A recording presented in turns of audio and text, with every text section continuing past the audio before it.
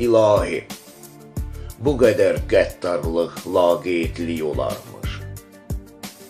İnsanlar bu qədər saxtakar, xudbin olarmış. Bir zaman bir kürəkdən, bir sinədən yaranan, qidalanan, indi sanki qəribdir.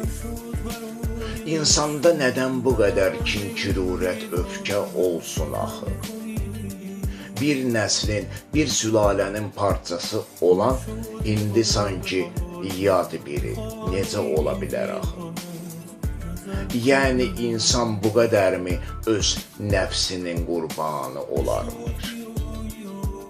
Axı, ətrafda yaşanan hər bir şey aydın şəkildə bizə aşkar edir bizim nə qədər səhv yanlış olmağımızı.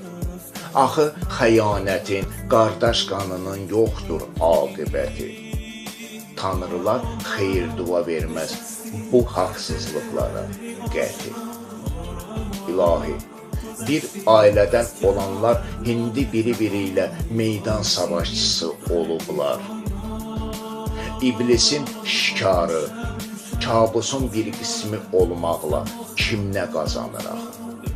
Nədən bu mənasız mübarizələr ayrılıq becərdikcə təşvişlə keçir həyat, ömür, dualarla, rifahla deyil?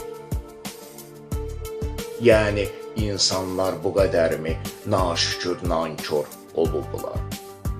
Məgər şər və xeyir bir telin hörükləri deyilmi?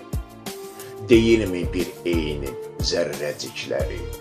Deyilmi bir eyni zərrəcikləri?